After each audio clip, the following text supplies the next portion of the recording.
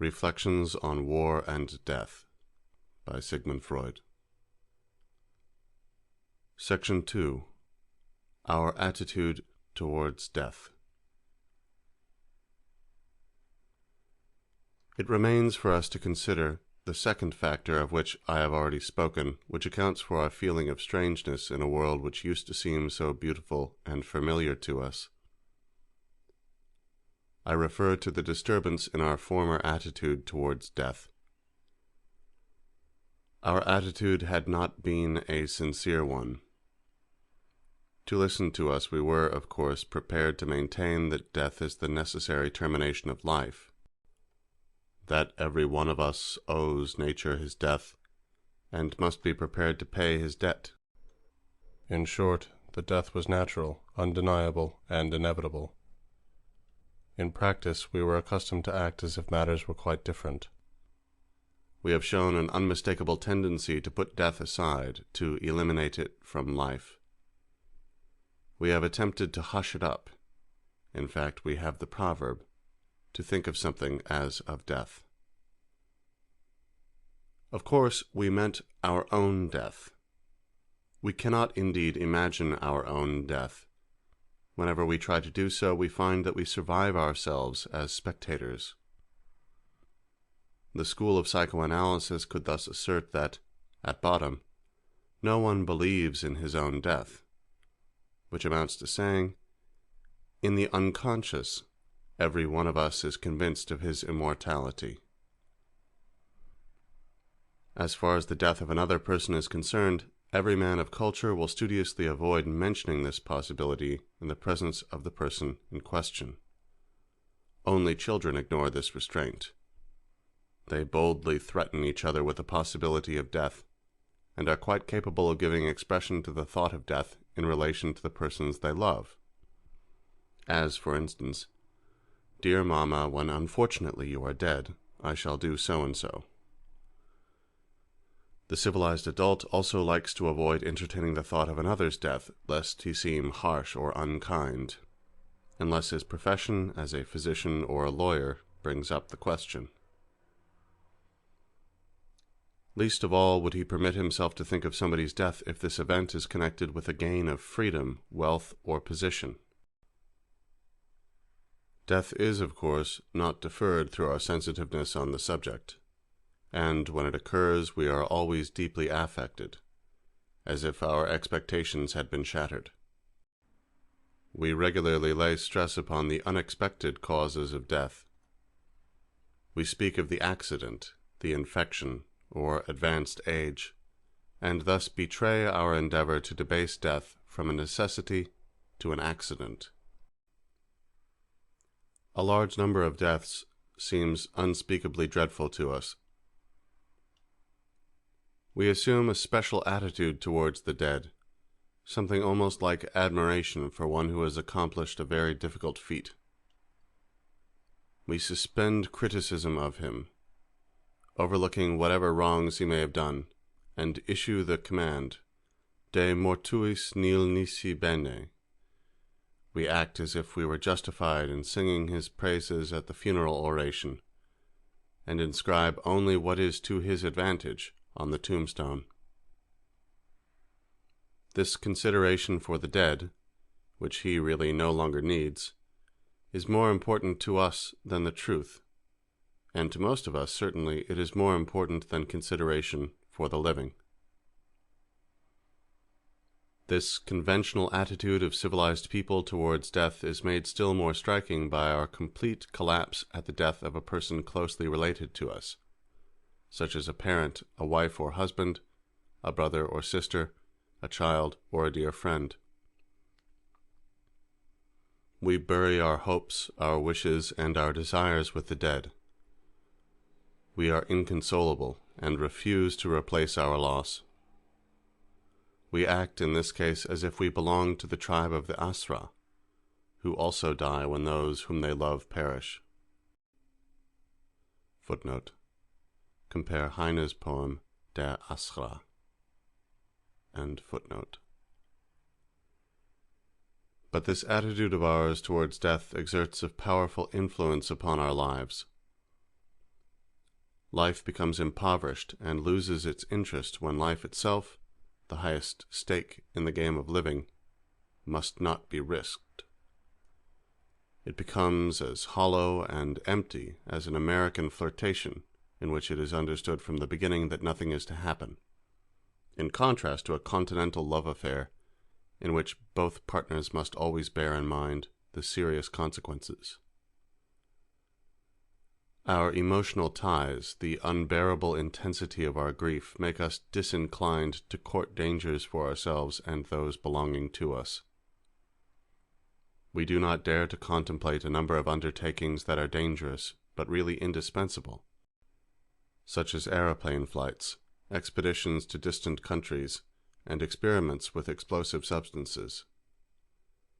We are paralyzed by the thought of who is to replace the son to his mother, the husband to his wife, or the father to his children, should an accident occur.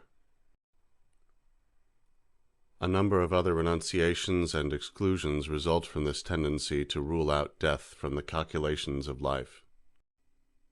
And yet, the motto of the Hanseatic League said, "Navigare necesse est, vivere non necesse." It is necessary to sail the seas, but not to live.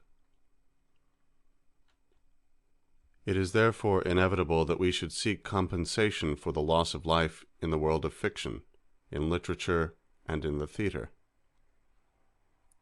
There we still find people who know how to die, who are even quite capable of killing others.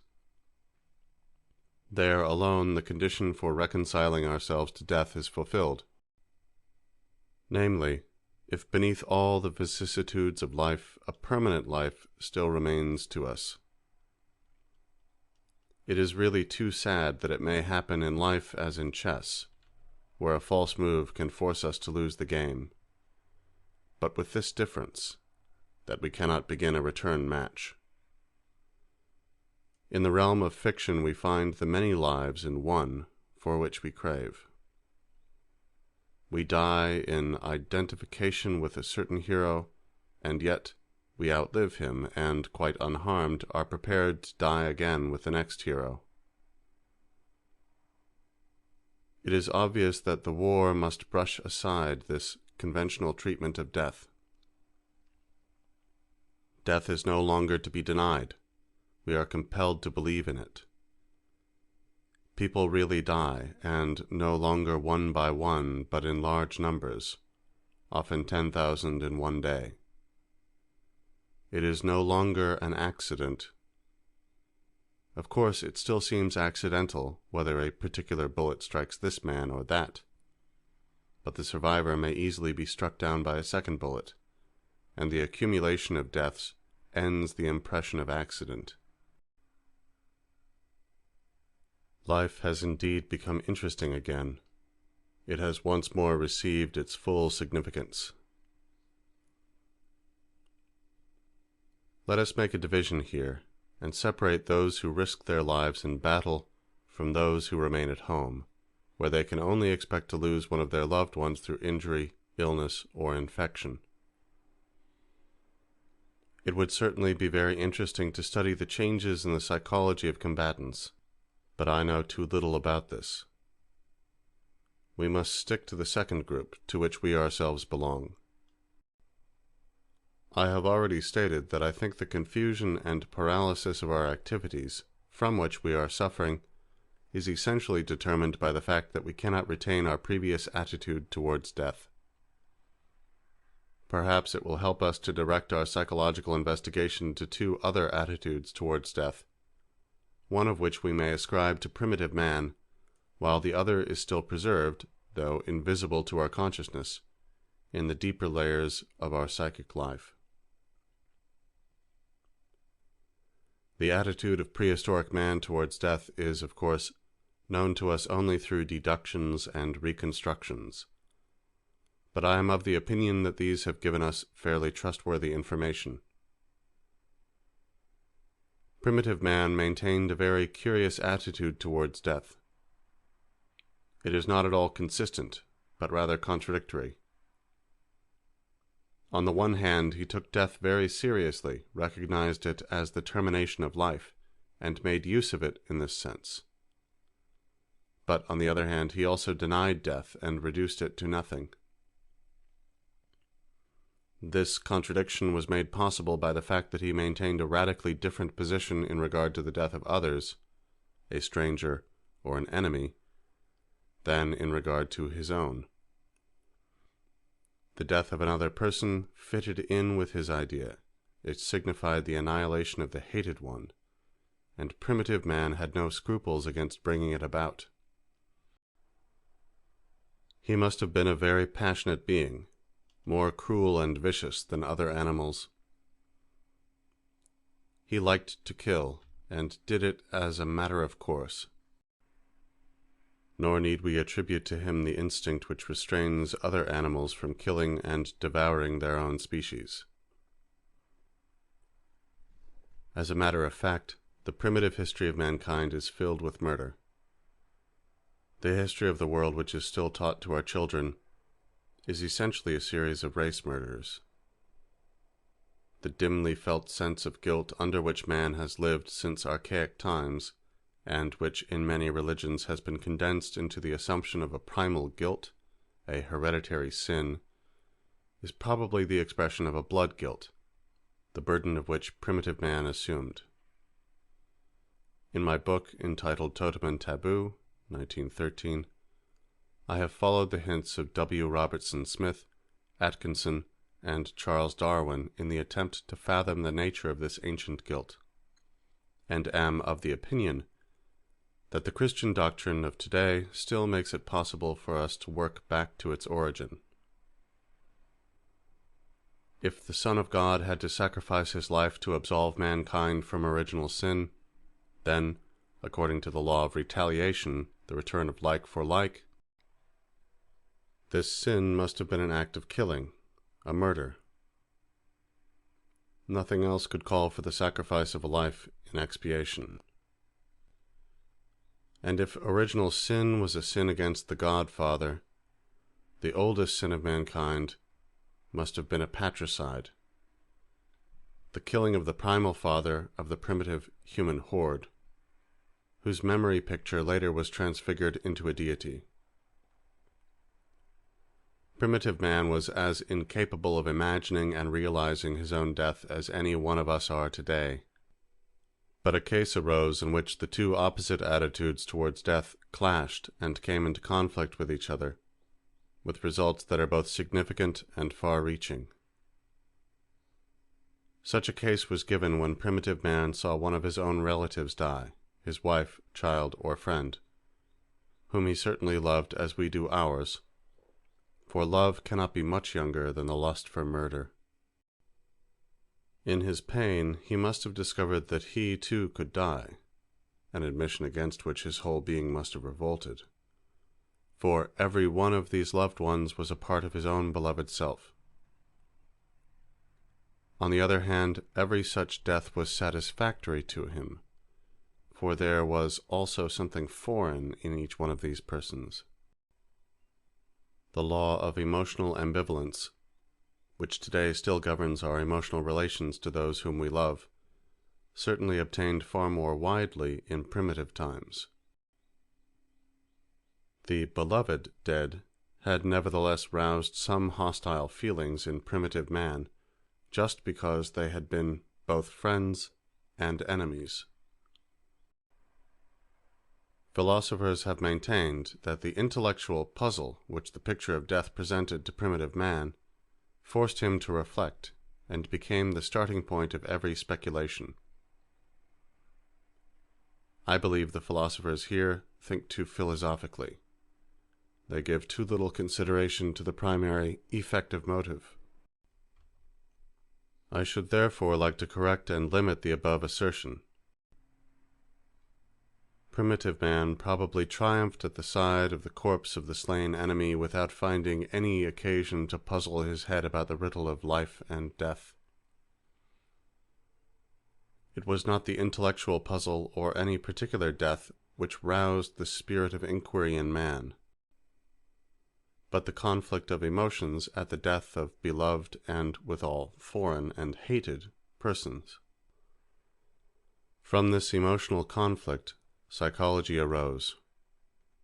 Man could no longer keep death away from him, for he had tasted of it in his grief for the deceased.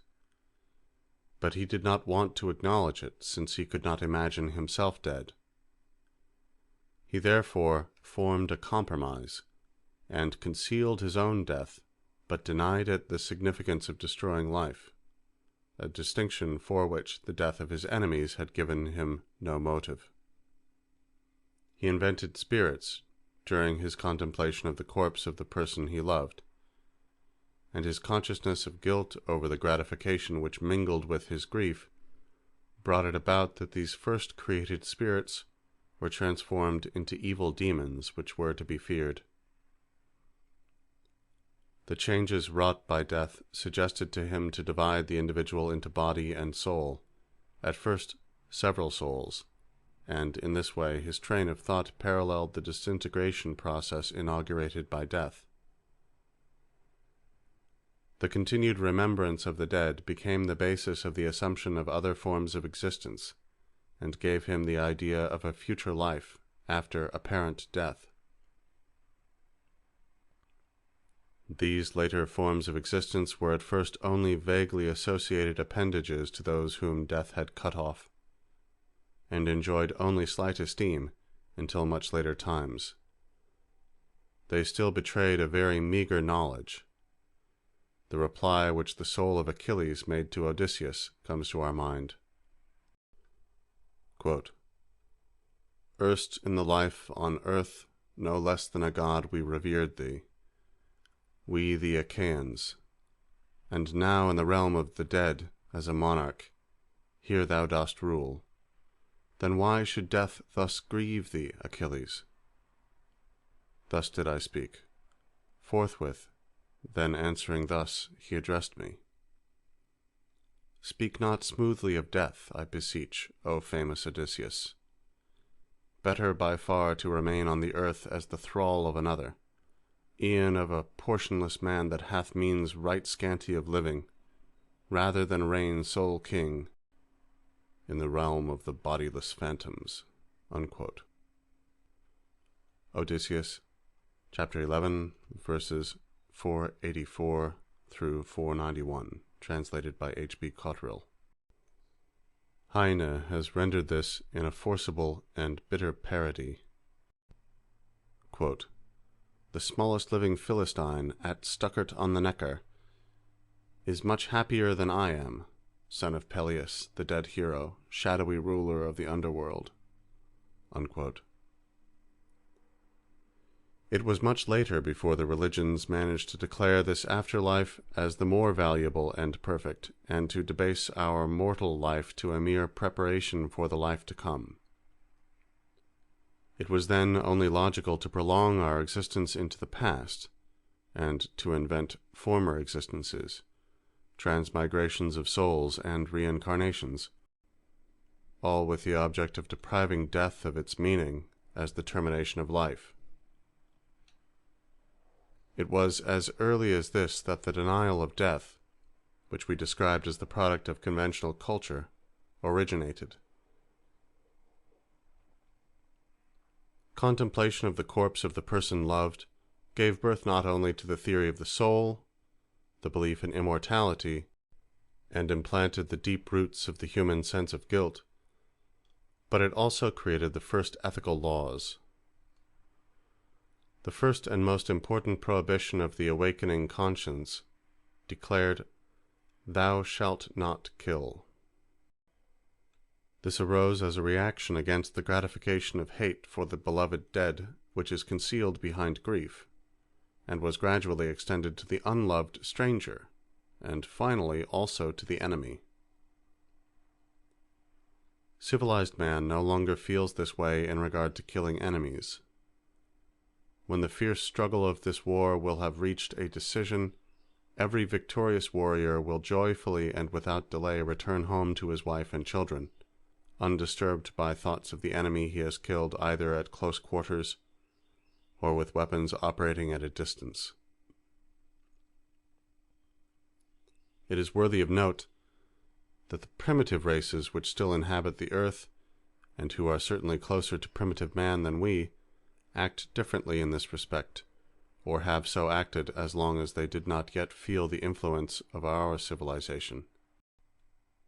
The savage, such as the Australian, the Bushman, or the inhabitant of Terra del Fuego, is by no means a remorseless murderer. When he returns home as victor from the war path, he is not allowed to enter his village or touch his wife until he has expiated his war murders through lengthy and often painful penances. The explanation for this is, of course, related to his superstition.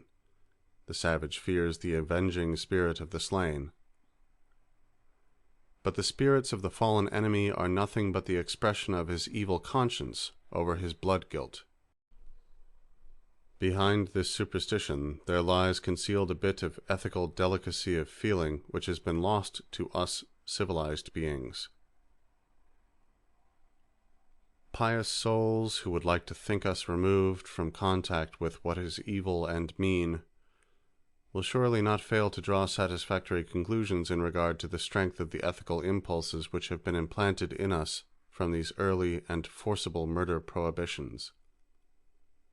Unfortunately, this argument proves even more for the opposite contention. Such a powerful inhibition can only be directed against an equally strong impulse. What no human being desires to do does not have to be forbidden. It is self-exclusive. The very emphasis of the commandment, "Thou shalt not kill," makes it certain that we are descended from an endlessly long chain of generations of murderers, whose love of murder was in their blood as it is perhaps also in ours. The ethical strivings of mankind, with the strength and significance of which we need not quarrel, are an acquisition of the history of man. They have since become, though unfortunately in very variable quantities, the hereditary possessions of people of today. Let us now leave primitive man and turn to the unconscious in our psyche. Here we depend entirely upon psychoanalytic investigation, the only method which reaches such depths. The question is, what is the attitude of our unconscious towards death? In answer, we may say that it is almost like that of primitive man. In this respect, as well as in many others, the man of prehistoric times lives on, unchanged, in our unconscious. Our unconscious, therefore, does not believe in its own death. It acts as though it were immortal.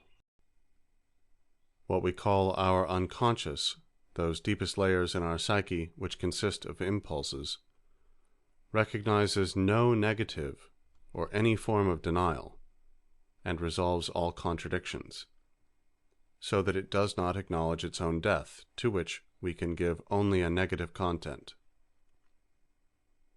The idea of death finds absolutely no acceptance in our impulses.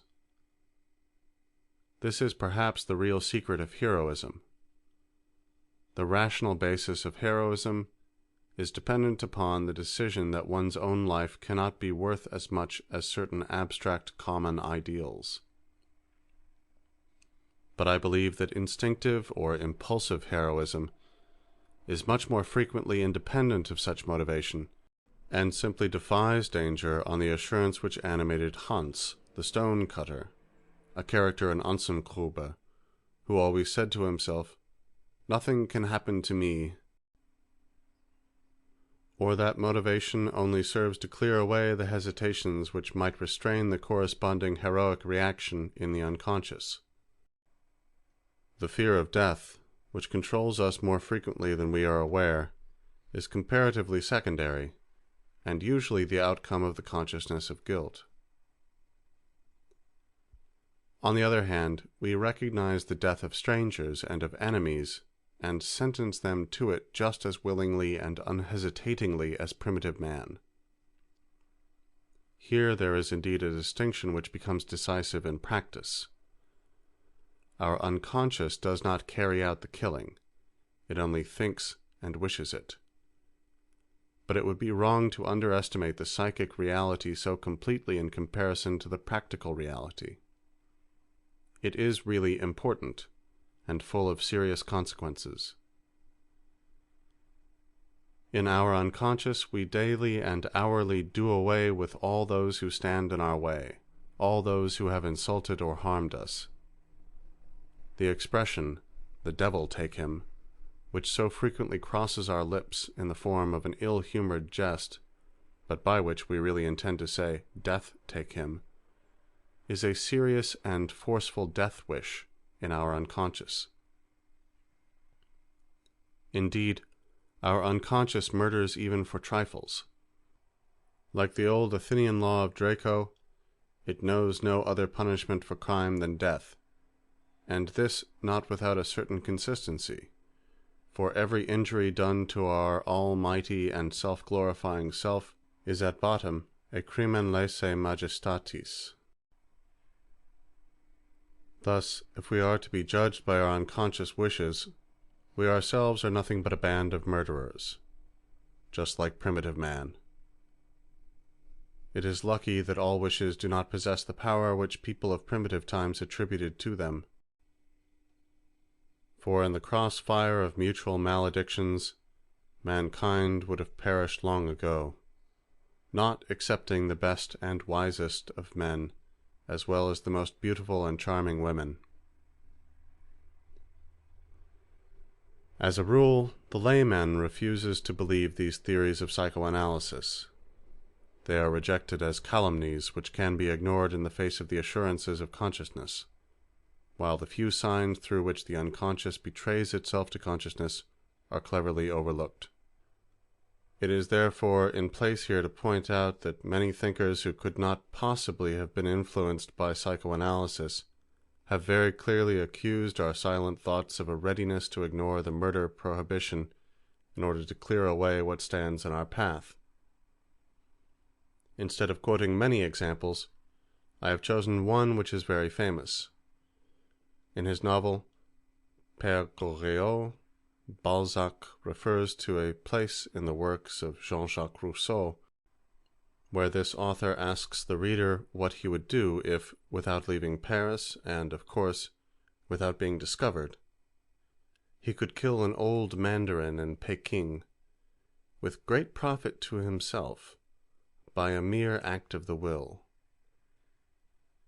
He makes it possible for us to guess that he does not consider the life of this dignitary very secure. To kill your mandarin has become proverbial for this secret readiness to kill, even on the part of people of today. There are also a number of cynical jokes and anecdotes which bear witness to the same effect, such as the remark attributed to the husband, "If one of us dies, I shall move to Paris." Such cynical jokes would not be possible if they did not have an unavowed truth to reveal, which we cannot admit when it is baldly and seriously stated. It is well known that one may even speak the truth in jest. A case arises for our consciousness, just as it did for primitive man, in which the two opposite attitudes towards death, one of which acknowledges it as the destroyer of life, while the other denies the reality of death, clash and come into conflict. The case is identical for both. It consists of the death of one of our loved ones, of a parent or a partner in wedlock, of a brother or a sister, of a child or a friend. These persons we love are, on the one hand, a part of our inner possessions and a constituent of our own selves. But, on the other hand, they are also in part strangers and even enemies. Except in a few instances, even the tenderest and closest love relations also contain a bit of hostility, which can rouse an unconscious death wish. But at the present day, this ambivalent conflict no longer results in the development of ethics and soul theories, but in neuroses, which also gives us a profound insight into the normal psychic life. Doctors who practice psychoanalysis have frequently had to deal with the symptom of over-tender care for the welfare of relatives, or with wholly unfounded self-reproaches after the death of a beloved person. The study of these cases has left them in no doubt as to the significance of unconscious death wishes. The layman feels an extraordinary horror at the possibility of such an emotion, and takes his aversion to it as a legitimate ground for disbelief in the assertions of psychoanalysis. I think he's wrong there. No debasing of our love life is intended, and none such has resulted. It is indeed foreign to our comprehension as well as to our feelings to unite love and hate in this manner, but insofar as nature employs these contrasts, she brings it about that love is always kept alive and fresh in order to safeguard it against the hate that is lurking behind it. It may be said that we owe the most beautiful unfolding of our love life to the reaction against this hostile impulse which we feel in our hearts. Let us sum up what we have just said. Our unconscious is just as inaccessible to the conception of our own death, just as much inclined to kill the stranger, and just as divided or ambivalent towards the persons we love as was primitive man. But how far we are removed from this primitive state in our conventionally civilized attitude towards death. It is easy to see how war enters into this disunity. War strips off the later deposits of civilization, and allows the primitive man in us to reappear. It forces us again to be heroes who cannot believe in their own death. It stamps all strangers as enemies whose death we ought to cause or wish. It counsels us to rise above the death of those whom we love. But war cannot be abolished. As long as the conditions of existence among races are so varied, and the repulsions between them are so vehement, there will have to be wars. The question then arises whether we shall be the ones to yield and adapt ourselves to it. Shall we not admit that in our civilized attitude towards death, we have again lived psychologically beyond our means? Shall we not turn around and avow the truth? Were it not better to give death the place to which it is entitled, both in reality and in our thoughts, and to reveal a little more of our unconscious attitude towards death which, up to now, we have so carefully suppressed? This may not appear a very high achievement, and in some respects rather a step backwards, a kind of regression, but at least it has the advantage of taking the truth into account a little more, and of making life more bearable again. To bear life remains, after all, the first duty of the living. The illusion becomes worthless if it disturbs us in this. We remember the old saying, "Si vis pacem, para bellum." If you wish peace, prepare for war. The times call for a paraphrase. Si vis vitam, para mortem. If you wish life, prepare for death. End section 2. Our attitude towards death.